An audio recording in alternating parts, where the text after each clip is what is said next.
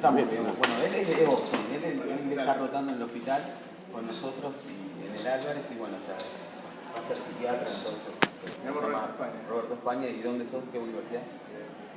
Northeastern University. Northeastern University, ok. ¿La conoce? Y el nombre sí. Algún cursito, no, yo hice algunos cursos en Harvard y en la TAC. Ah, ok. ¿Dónde era joven? Con la doctora Julieta Faricó, que es la presidenta del capítulo. El doctor Martín Mazzogno, también integrante muy importante del capítulo. El doctor Leandro Grenda, que va a ser el próximo jefe de reciente del Álvarez, integrante del capítulo. Y la doctora Carolina Díaz. Yo soy Alejandro Braín, el vicepresidente.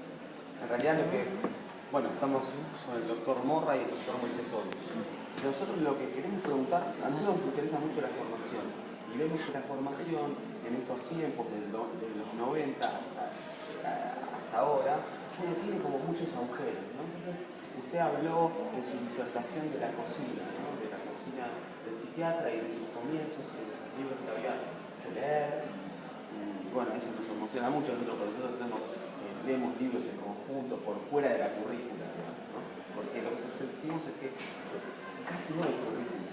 Entonces, no sabemos. Entonces, quizás a los dos, no sé, 4 aspectos importantes de la formación, ¿no? Para ustedes, ¿cuáles serían? Bueno, yo te doy el caso de los míos. Y yo te lo diría de que en realidad lo mostré ayer un poco, la verdad, que es la cocina. Yo empecé con la clínica médica, ahí le tomé el gusto a la relación entre la clínica y la psicología. Y después de pasar el periodo de clínica médica, me interesó. Entonces, lo primero que hice en aquella época fue, estaba muy de moda el psicoanálisis. Y fue, digamos, la época desde el 60 y el 70 de Argentina, donde la gran influencia europea hacía que el psicoanálisis clásico, llamado de Winnicott, de Disney, eran los clásicos. Yo entré en eso y empecé a analizar. Y ahí empecé a gustarle aún más gusto. Mientras tanto, empecé a interesarme por la neurobiología simultáneamente y empecé a hacer ciertas cosas de psicofarmacología con gente que era fundamentalmente, yo diría, más neurológica que psicofarmacológica, y agregué y se uní más. Después seguí formándome y ya pasás del 70 al 80, donde empieza más una radicalización en dos formas, o la parte biológica o la parte psicológica, en la cual siempre estuve en el medio, y eso es muy difícil para ustedes tienen que lograrlo, porque ese es el camino, la ruta de la del medio, y recién ahora, digamos en nuestra época, se hizo un centrismo más apropiado. Ahora vos, a tu pregunta concreta, ¿cómo haces eso? Mirá, para hacer eso, lo primero es la posición de ustedes. Ustedes tienen que conocerse en su personalidad. Eso es lo primero. Si vos no sabés quién sos, es muy difícil trabajar en esto. Y en esto vas a tener varias rutas de acceso. Yo te mostré las que yo conozco. Yo conozco la psicoanalítica, fundamentalmente el Klein, Freud, por supuesto, y llamémosle de alguna manera una terapia que les indique quiénes son. A partir de ese momento, entonces, vos podés empezar, criterio mío, con los clásicos. Los clásicos no hay que ser muy ambiciosos. Yo te mostré una biblioteca muy amplia, desde Breuer hasta Kraepelin, Wernicke. Yo tenía los clásicos. Para mí es que ustedes sepan un buen manual como el de R.A., clásico, y un buen manual americano como sería el de Friedman y Kaplan, clásico. Es decir, conocer bien eso. Y después de la psicofarmacología, de alguna forma, que es el otro rubro que ustedes tienen que tener mucho cuidado, yo diría de que, bueno, por supuesto, mis libros ahora están sin copyright, así lo pueden bajar cuando quieran de los PDF, ya no hace falta más comprarlo, pero de alguna manera de los clásicos yo me basé mucho en Jasper y Nemerov, el libro de psicofarmacología clásico de ellos.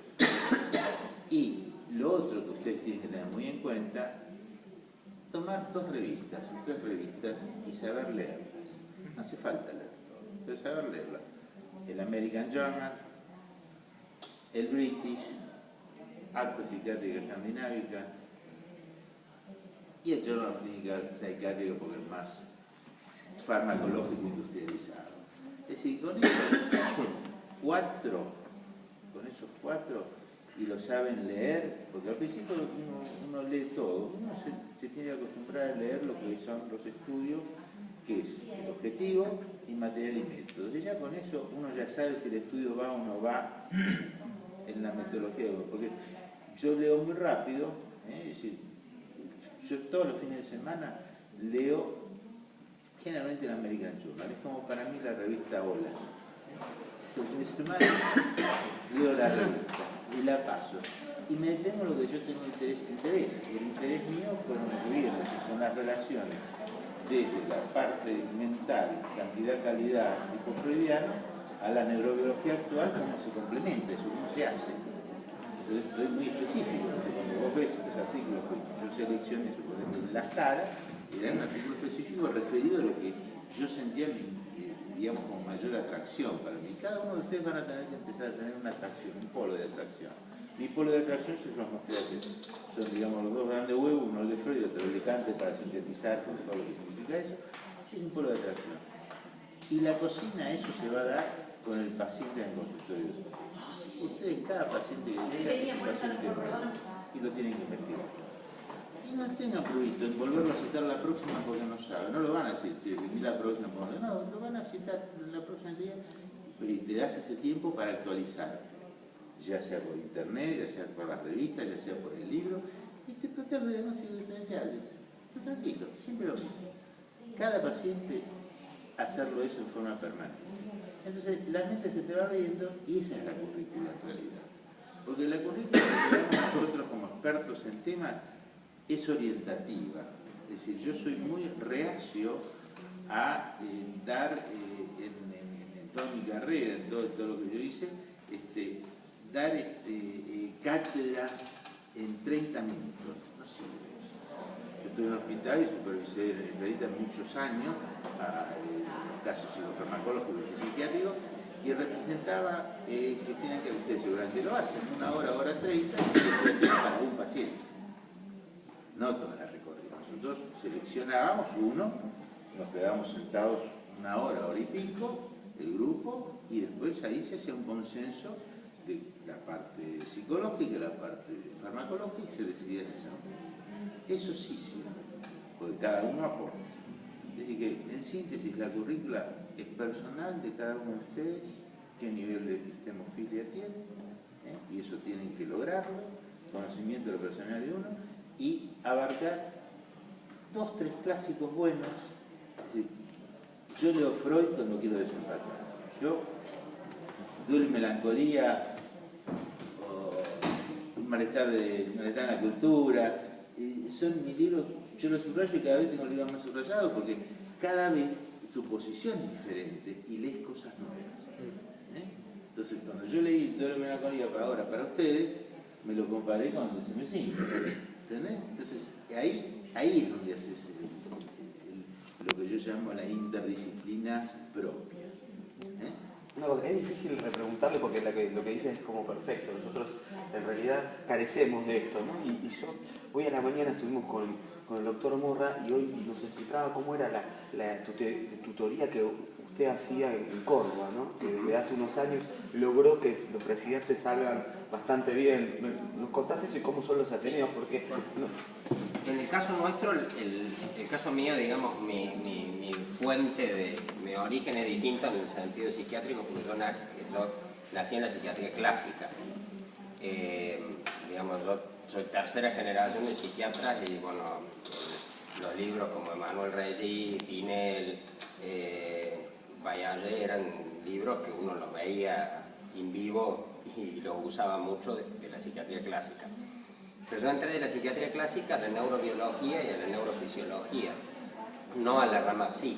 Después incorporé la rama psi, pero la que más me adaptaba o la que más me resultaba atractivo desde la neurobiología, es un camino prácticamente opuesto. En el caso mío yo les diría que yo habría varios consejos que les daría desde el punto de vista formativo. Uno es que la formación no es de un día para el otro, no hay que salir desesperado a tratar de comerse los 20 libros que nosotros recomendamos para tratar de lograrlo. Y va llevando un proceso. Muchas veces la semiología psiquiátrica no es tan atractiva como la psicofarmacología o como la psicoterapia, pero no se puede hacer nada sin una semiología psiquiátrica bien estructurada, buena, completa, amplia y bien sustentada. Entonces muchas veces no es tan divertido leer un manual de semiología, Pereira, el de Beta, el de Scharfetter, o manuales nuevos, modernos, como el de Iru Segarra, o manuales que tienen ya un contenido más actualizado de la semiología. Una vez que uno ya lleva esa base y que ya se la hace como parte, ya puede sumergirse en otras disciplinas, pero esta base por ahí uno la trata de pasar rápido y muchas veces es como un eje importante de arranque, porque después ya de grande uno le agarra el gusto a cosas que antes le hubieran sido muy útiles cuando no lo tenía. Una era que no se desesperen por adquirir todos los conocimientos de una, lean ordenadamente y vayan tratando de seguir de su propio desarrollo como especialistas en forma ordenada, prolija. Por otro lado, lo que les decía, que nosotros construimos hipótesis que suenan muy redondas y muy claras, pero tenemos que estar dispuestos a cambiarlas en 2 años, en 1 año, en 10 años, porque esa hipótesis con el conocimiento cambia. La persona que se para como poseedor de la verdad o de una situación absoluta se da cuenta a los 2 años.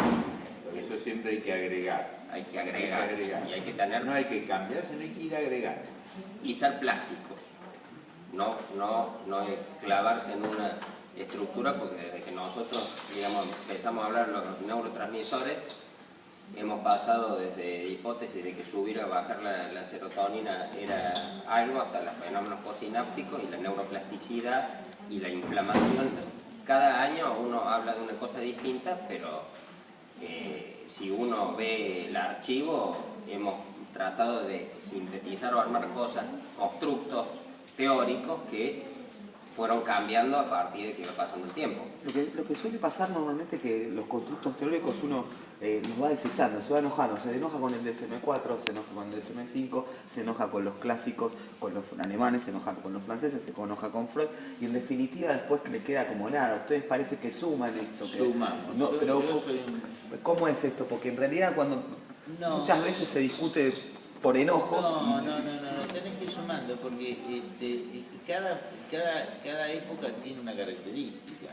Es decir, digamos, yo soy un poco antiguo, pero por no decir viejo, pero es decir, había épocas en donde no se conocía, no había elementos para tener otras cosas. Igual como ahora, todos los elementos que tenés ahora te sirven para en la actualidad.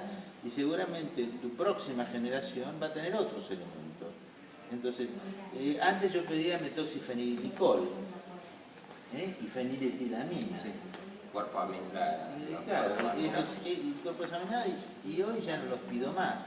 Y hoy estoy más... Bufotenina. Claro, bufotenina pedíamos. Hoy estoy más en ver la cosa genética, en ver la conectividad, en ver otras cosas. Lo cual no desecha lo otro, porque si hubo pacientes que yo tenía feniletilamina, esquizofrenia, y tenía feniletilamina en orina alta. No era mentira, era cierto. Inclusive investigamos eso. Y vas evolucionando, entonces no hay que separar, hay que juntar, y fundamentalmente lo que tienen que tener claro, y eso, por eso yo insisto, estar tomando las dos cosas en el hilo. Y eso va a hacer la diferencia entre, digamos, ser psiquiátrica y ser solamente psicólogo o ser solamente recetador. Entonces, la mitad es lo que el paciente se da cuenta. El paciente es el que se da cuenta que lo que nosotros le estamos transfiriendo y sintiendo como transferencia de él, es que le estamos dando algo más que él necesita. Y eso lo siente el paciente. Y eso es lo más importante. Tiene que acostumbrarse a que meterse en lo que el paciente está diciendo, ubicando todo esto. Y después pensarlo, sin apuro. porque esto lo tenés que ir adicionando en la medida que vas estudiando. Hay una cosa que también es importante que a esto que dice Julio, que uno pensaba antes como psiquiatra exclusivamente. Después se agregó la visión psicológica y uno tuvo un aporte al tratamiento del paciente que era importante también desde el punto de vista de nuestros pacientes. Pero hoy tampoco se queda ahí.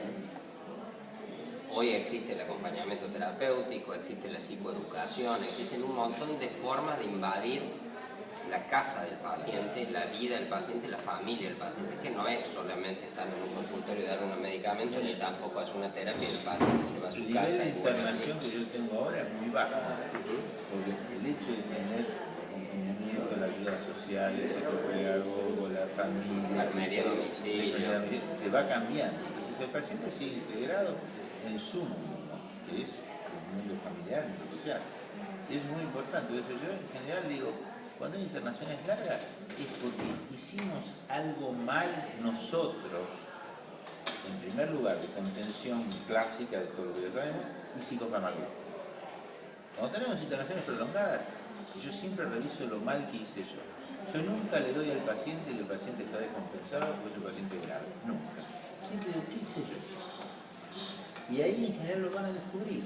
Porque a veces uno se apuró, no se apuró, cambió, no cambió. Es decir, la internación larga, yo soy convencido, solamente el proceso agudo, cuando uno quiere hacer la prevención que corresponda, bueno, lo hace.